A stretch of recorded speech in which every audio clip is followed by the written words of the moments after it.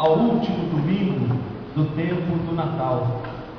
Esse tempo bonito que a igreja nos proporciona para meditarmos sobre o nascimento de Jesus. Naquela noite bonita do dia 25, do dia 24 de dezembro, nós somos convidados a olhar para o presépio e lá no presépio contemplar aquele menino frágil. Na semana seguinte, a igreja nos convida a olhar para o presépio de novo e lá contemplarmos Jesus, Maria e José, a festa da Sagrada Família. E com a festa da Sagrada Família, Deus quis dizer para cada um de nós que família é sagrada. Por isso Deus quis nascer de uma família. Depois, domingo passado, nós somos convidados a olhar pela última vez pelo presépio. E no presépio agora contemplar a cena toda. Jesus, Maria, José, os três reis magos. Foi a festa da Epifania, a festa da manifestação de Deus a todos os povos. Com essa cena, Deus quis nos dizer que Ele veio para oferecer a salvação para todo mundo. Não foi só para um grupinho de privilegiados.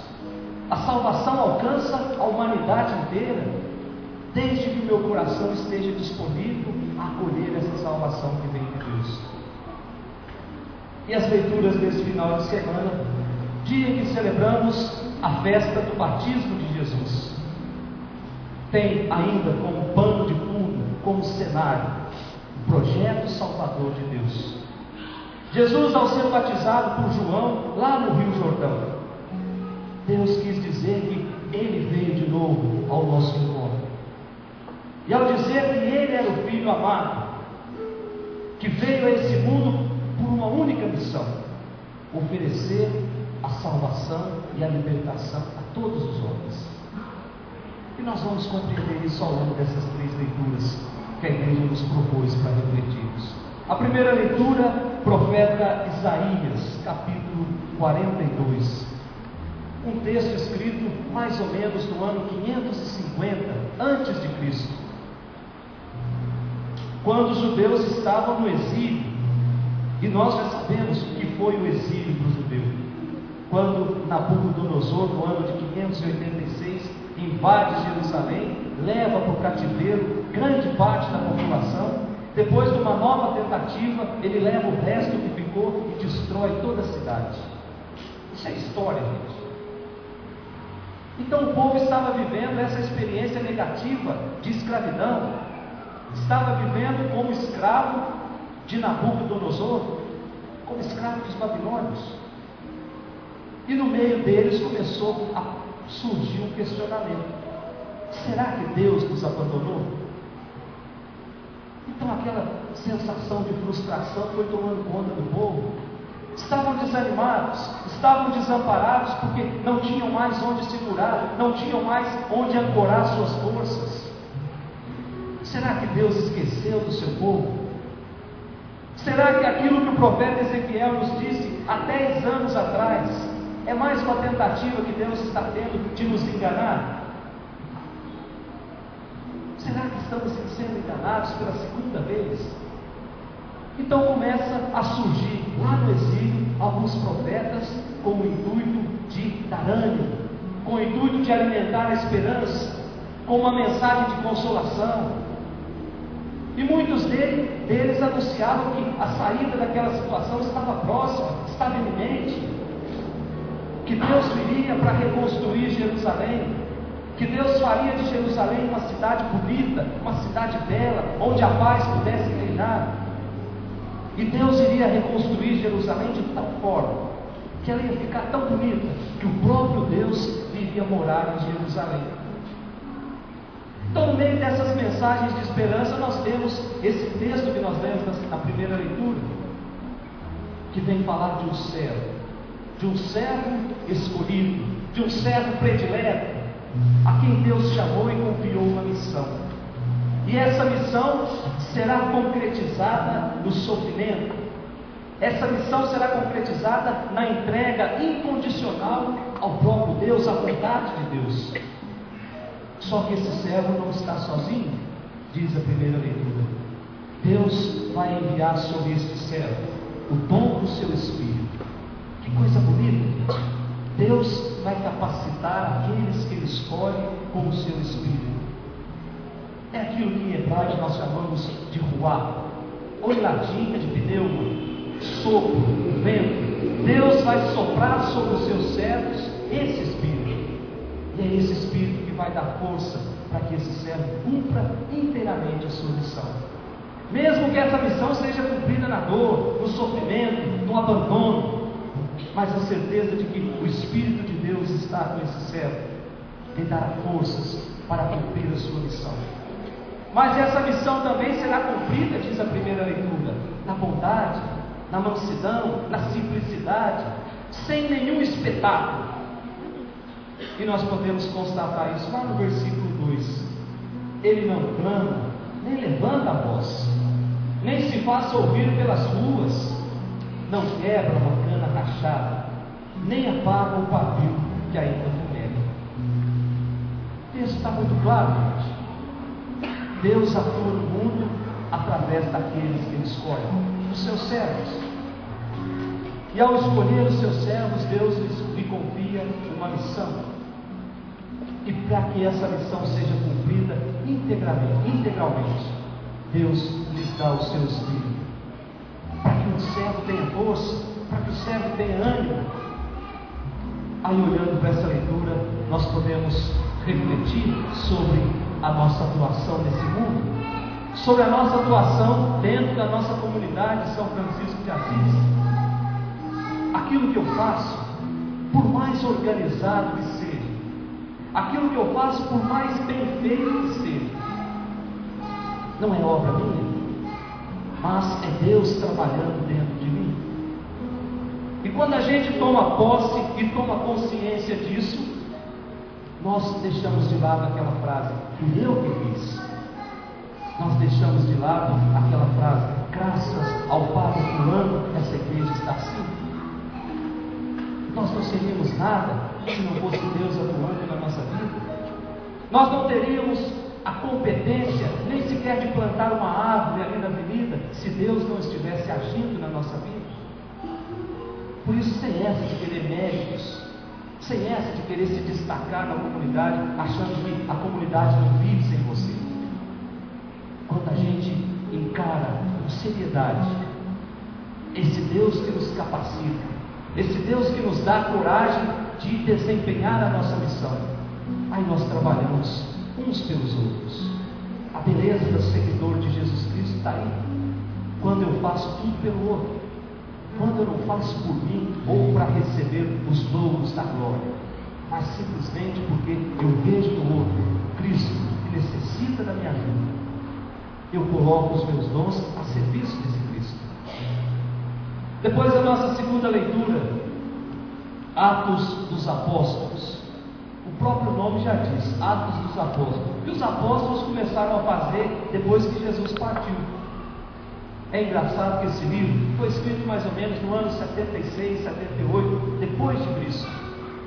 Do capítulo 1 até o capítulo 12, nós encontramos a difusão do Evangelho dentro da Palestina.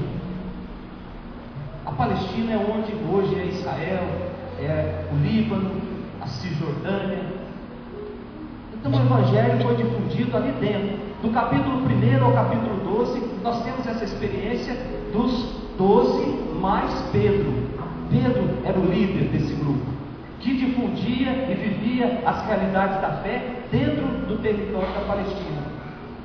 E depois do capítulo 12, até mais da metade, nós temos a atuação de Paulo, não dentro do território da Palestina, agora fora. Graças a essa atuação de Paulo que nós tomamos conhecimento do Evangelho.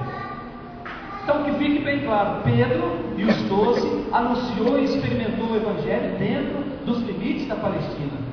E Paulo, movido por um grande ardor missionário, foi anunciar fora.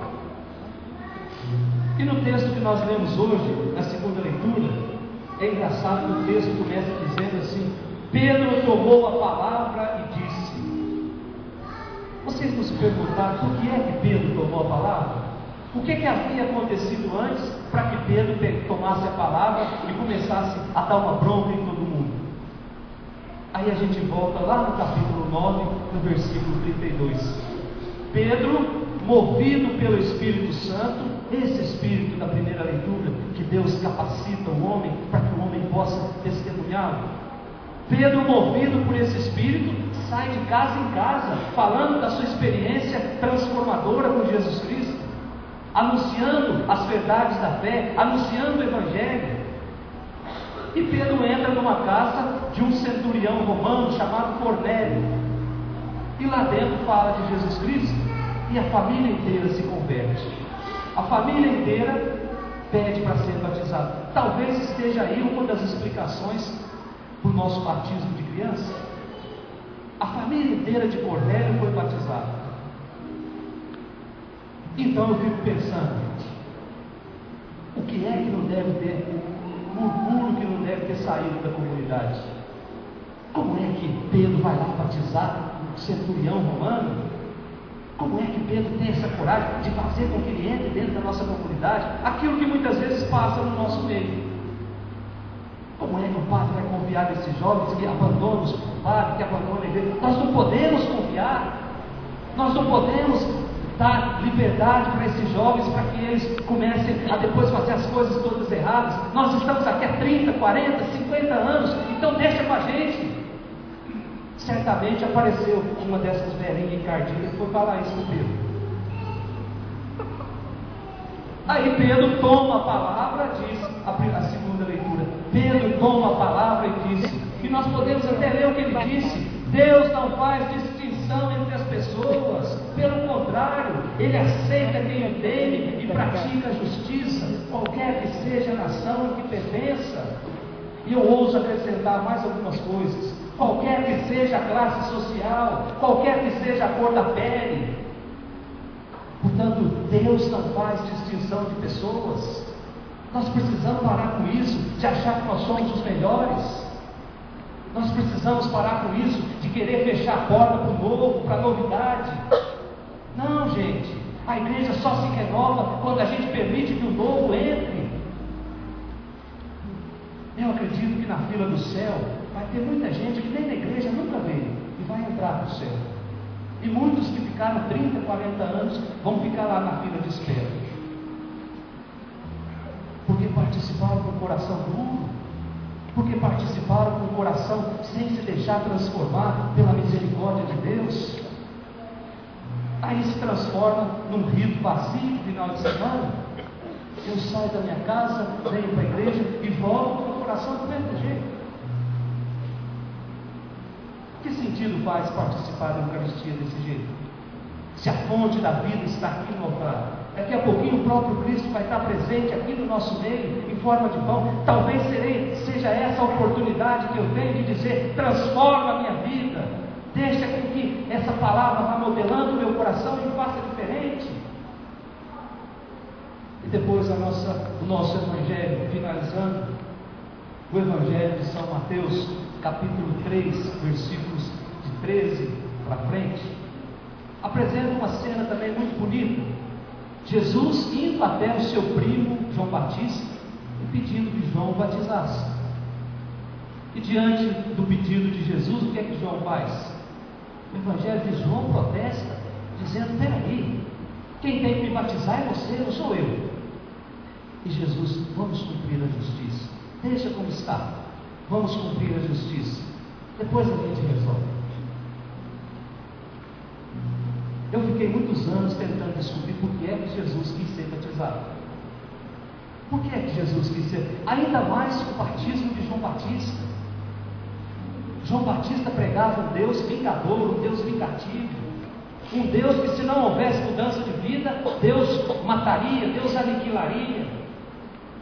E para que a gente não experimentasse dessa ira, dessa raiva de Deus, João Batista oferecia uma mudança de vida através do batismo.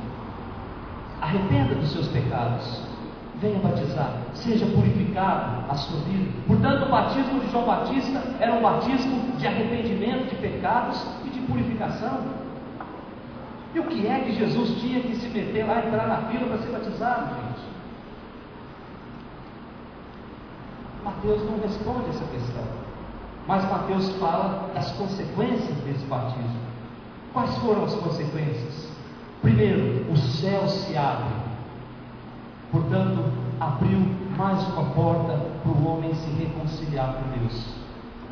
Hoje o céu se abre. Portanto, o homem agora pode, através de Jesus Cristo, se reconciliar com Deus. É Deus oferecendo de novo mais uma porta aberta para que o homem possa se reconciliar com Ele. Depois diz o Evangelho, o Espírito desce em forma de pomba. É Deus criando o homem de novo. É sinal da nova criação. Lá no livro do Gênesis, capítulo 1, não era esse Espírito de Deus que pairava sobre as águas? Deus não tinha criado nada, seu Espírito pairava sobre as águas. E é esse mesmo Espírito que no livro do Gênesis, capítulo 8, versículo 11, Deus oferece de novo, através daquela pomba que Noé solta na arca, e essa pomba vem dizer, através daquele caminho que ela traz no livro, que a humanidade podia se começar de novo. Já não havia mais o perigo do dilúvio, agora poderia descer da arca e recomeçar de novo. Isso quer nos ensinar que a vinda de Jesus representa para cada homem e para cada mulher um novo começo. E por fim, Jesus é chamado de Filho amado, para dizer para o mundo inteiro que é só através do amor desse Filho que nós vamos transformar as nossas estruturas, que nós vamos transformar as nossas famílias. De nada adianta falar de Deus para os outros se eu não sou capaz de primeiro amá-lo. Mas para que eu possa amar esse Deus, eu preciso amar primeiro aquele que está lá dentro da minha casa. Talvez seja o meu marido que nessa tarde está lá bêbado, esperando eu chegar para brigar comigo. Talvez seja a minha esposa que passou a tarde toda fazendo fofoca. Talvez seja os meus filhos que não querem saber da igreja, não querem saber de nada que envolva Deus. Mas enquanto eu não experimentar esse amor na minha vida, eu nunca vou ser capaz de ter esse Deus plenamente dentro de mim.